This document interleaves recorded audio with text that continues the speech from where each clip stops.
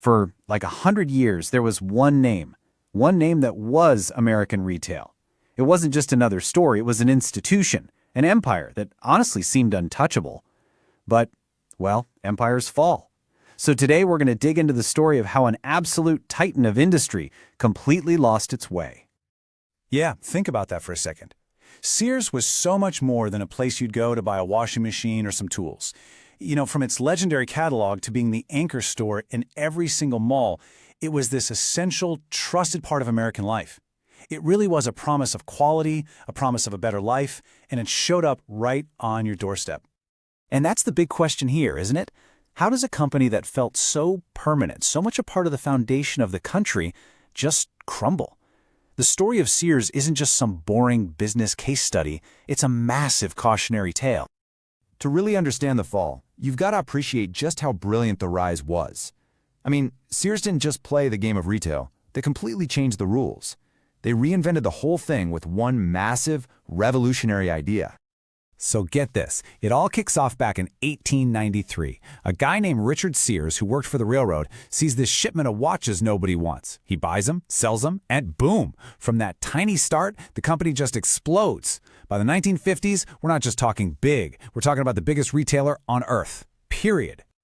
And to really get the power of Sears, you have to get what this catalog meant. Seriously, for millions of people, especially in rural America, this thing wasn't just a book. No way. It was their connection to everything, to the modern world. It brought anything you could dream of right to you. And the scale of this, it was just insane. They didn't just sell you stuff for your house. They sold you the actual house. You could order a whole house kit from the catalog. Over 70,000 families did this. Sears was literally, physically building America. But you know how it goes. With massive success comes comfort. And with comfort, well, comes arrogance. While Sears was sitting on top of the world, new players were entering the game. And the big giant, it was just too slow to feel the ground shaking. Yeah, this quote right here, it says it all. It's the whole mindset that led to the downfall. When this scrappy little company called Walmart starts making noise, Sears just kind of shrugs. They thought, hey, we're Sears. We're invincible. Oh man, were they wrong. So pretty soon, Sears finds itself caught in this perfect storm. It's like a two-front war. On one side, you've got Walmart just hammering them on price and super fast supply chains. And on the other side, this little online bookstore, you might have heard of it, called Amazon, is rewriting the rules on convenience and just endless choice. Sears was stuck right in the middle, and suddenly they weren't the best at anything.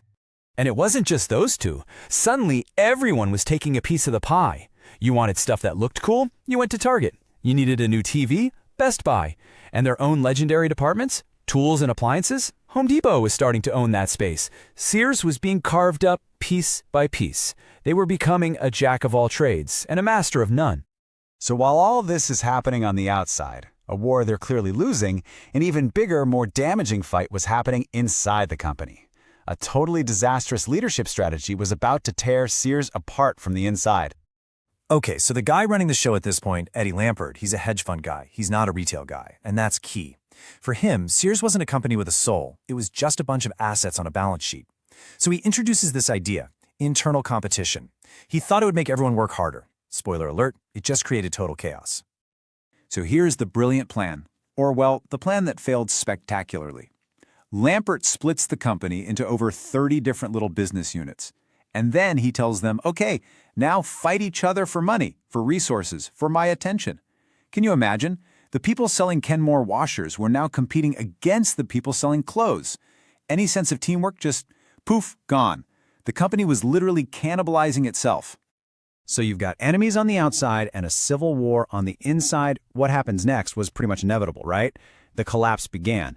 And it wasn't quick. It was this slow, agonizing public train wreck. Just to put this in perspective, at its peak, Sears had something like 4,000 stores. 4,000. They were everywhere, a fixture in basically every town and city in America. And today, look at that number. Less than 20. From 4,000 to under 20. That is just, it's a staggering collapse. It's one of the biggest falls from grace in business history. Those stores that were once the heart of the mall, they just became empty shells. And to try and stop the bleeding, they started selling off their crown jewels. The things that made Sears Sears. The iconic Sears Tower in Chicago? Renamed. Those legendary brands, Craftsman and Kenmore, that your grandparents swore by? Sold off. They were selling off their own soul, piece by painful piece, just trying to stay alive. And then it happened. The final nail in the coffin. After 132 years, the empire that felt like it would last forever was gone. They filed for bankruptcy. It was truly the end of an era.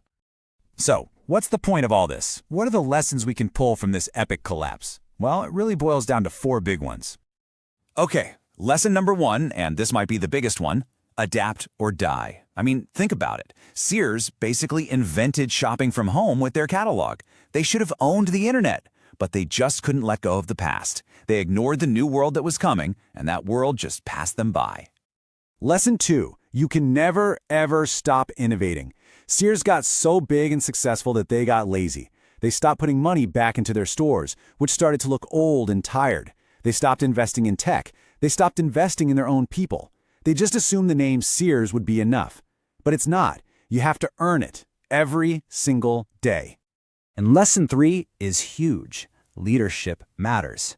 When you have leaders who only see a company as numbers on a spreadsheet, who forget about the actual people, the customers, the employees, you're just doomed.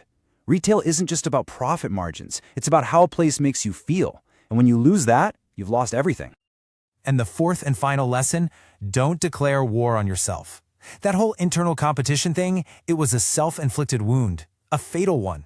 It killed any hope of teamwork. It turned coworkers into enemies. The best companies pull together. The ones that are dying, they tear each other apart. You know, when you boil it all down, this quote really hits the nail on the head. In the end, Sears didn't really lose to Walmart or Amazon. Sears lost to Sears. Its biggest enemy was staring right back at it in the mirror. So I'll just leave you with this final thought. The story of Sears isn't just about the past. It's a warning for today. It makes you look at the giant, untouchable companies of our time and wonder, who's making these same mistakes right now?